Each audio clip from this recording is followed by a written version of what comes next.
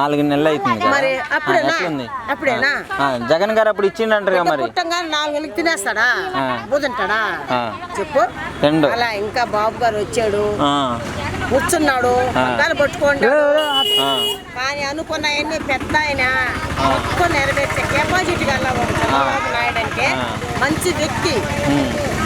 ఎందుకని అంత అభిమానం ఎందుకు నీకు చంద్రబాబు గారు అంటే?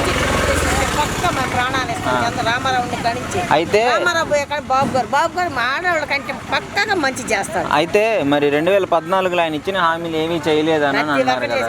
చేతకానోడు మాట్లాడుకోవాల్సి చేతైనోడు ఎవడు అనడు కదా. చేతకానోడు మాట్లాడే పాయింట్ అది. చేతైనోడు ప్రభుత్వం అన్నాక కొన్ని అట్లాగుంటాయి కొన్ని ఇలాగుంటాయి. అలాగుండి ఎత్తి చూపించకూడదు, ముందుకు జరిగిపోవాలా. అంతే మళ్ళీ అనుకుంటే ఎందుకు లోడ్ కొట్టి ఎందుకు వాడి మీద ఇడికి మీద సాడీలు మనకొద్దు. కానీ 4 నెలలు అతను వచ్చి ఇంకా ఏమి ఎత్తుకుంటాడు కానీ అమలు చేస్తాడు చేయకుండా ఎందుకుంటాడు. ఆయన 15,000 వేసాడు ప్రతి ఒక్కరికి వేస్తాడు. బాబు గారు కూడా వేస్తారు. టైం పడుతుంది, టైం కోసం వెయిట్ చేయాలి. నమ్మకం అయితే నీకు ఉంది గట్టిగా. ఇళ్ళు ఎక్కడుండి ఇదివరకు మాకు తాటాకుల్లో ప్రతి సంవత్సరం తాటాకులు కుట్టుకునేది.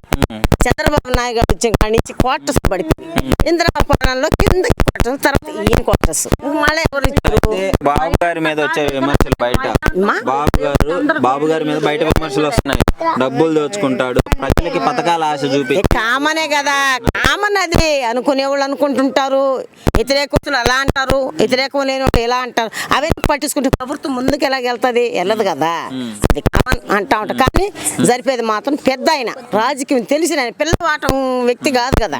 మంచి వ్యక్తి, అనుభవం ఉండేవాడు, తెలివైన వ్యక్తి. చంద్రబాబు నాయుడు అంటే రామారావు పక్కలో ఉండి కుడిపోతంతో సమానం. పక్కగా చేస్తాడు కానీ టైం పడుతుంది. That's all.